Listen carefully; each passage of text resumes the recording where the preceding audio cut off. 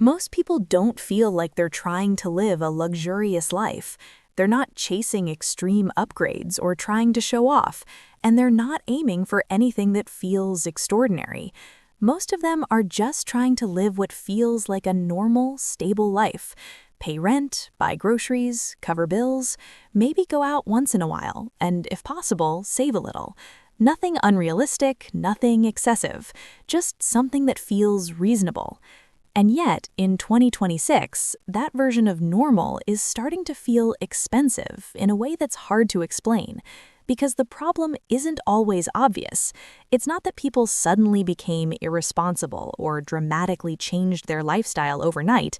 It's that the cost of maintaining that lifestyle quietly increased across multiple areas at the same time. And when everything becomes slightly more expensive together, it doesn't feel like one big problem. It feels like constant pressure. That's what people are really feeling right now. Because when someone says, "I feel broke," they're often not saying they have no income. They're saying their money doesn't stretch the way it used to, and that's a completely different issue. Stretch is what makes a salary feel livable, and when that stretch disappears, everything starts to feel tight. That's why more people now feel like they need more money just to feel normal. Not richer, not ahead, just okay. What used to feel like a decent income now often feels like the minimum required to maintain basic stability. And that shift changes the entire experience of money.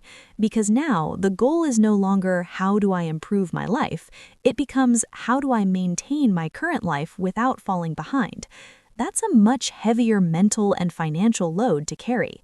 To understand why this is happening, you have to look at where the pressure is coming from. And it's not just one thing, it's multiple layers working together. The first layer is obvious. Everyday costs have gone up. Groceries cost more, transportation costs more, housing is expensive, utilities are higher, and even basic services are not as cheap as they used to be. Small expenses that once felt minor now add up faster than expected. But the second layer is more subtle and, in many ways, more important. That's your lifestyle baseline. Over time, what feels normal for you changes. You get used to certain comforts, certain conveniences, and certain standards of living. And once something becomes part of your normal life, it stops feeling optional. It starts feeling necessary. That's where things get complicated, because even if your lifestyle didn't dramatically change, your baseline probably did. Maybe you added a few subscriptions, started ordering food more often, upgraded small parts of your life, or became more dependent on convenience. None of these feel like big decisions on their own, but together they slowly raise the cost of what normal feels like. And once your baseline increases, it doesn't come back down easily. That's why people feel stuck, because their life now requires more money to maintain than it did before.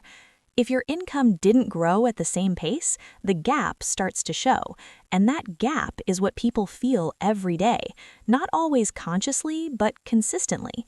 It shows up as stress, hesitation, and that quiet feeling that something isn't quite working, even when everything looks fine on paper. Then there's the third layer, which makes this even harder to notice: invisible money leaks. A lot of modern spending isn't obvious. It's not one big purchase you can point to and say that's the problem. Instead, it's small, repeated, often automated outflows. Subscriptions, auto renewals, convenience spending, impulse upgrades, and small charges that don't feel significant individually, but together they quietly drain your income. Because these expenses are scattered across your life, they're harder to track emotionally, so you don't feel like you're overspending, you just feel like your money disappears. That's why the experience feels confusing. People are not making one huge mistake, they're just operating inside a system that has gradually become more expensive. And when your system becomes more expensive, your income has to work harder just to keep up. That's the part that changes everything. Your salary is no longer just supporting your life, it's chasing it, trying to keep up with rising costs, rising expectations, and a baseline that keeps expanding. And when your income is always chasing your life, you never feel ahead, you only feel maintained. That's why earning more money doesn't always fix the problem, because if your baseline continues to rise alongside your income, the pressure doesn't go away, you just move the numbers higher. This creates a frustrating cycle where you work more, earn more, but still feel like you need more. Not because you're doing something wrong, but because your system is absorbing everything you bring in. This is why so many people today feel like they can't catch up. They're not necessarily falling behind in a dramatic way, but they're also not moving forward. They're maintaining, and maintaining in an expensive environment feels like struggling. At this point, most people assume the solution is simply to increase their income. And while earning more can help, it doesn't solve the core issue if the structure of your financial life remains the same. Because if your lifestyle keeps expanding, your income will always stay under pressure, no matter how much it grows. That's why one of the most powerful shifts is not just earning more, but needing less. And that doesn't mean cutting everything out or living in an extreme way. It means becoming more aware of what actually adds value to your life and what has simply become habit. There's a difference between spending that improves your life and spending that just feels normal because you've gotten used to it. Once you start separating those two, something important happens. You regain control. Because when you lower your baseline, even slightly, your income stops chasing your life and starts supporting it again. That's when things begin to feel different. Your expenses take up less space, your money stretches further, and your margin increases. And margin is what makes everything feel easier. It gives you breathing room, flexibility, and the ability to handle unexpected situations without everything falling apart. Most importantly, it gives you peace. Because financial peace isn't just about how much you earn, it's about how much pressure your life puts on your money. And in 2026, that pressure has increased for a lot of people. That's why normal feels expensive.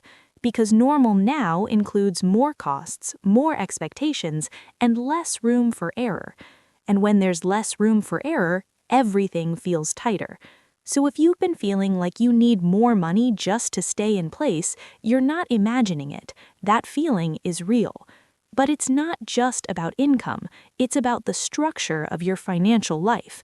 And once you understand that, the solution becomes clearer.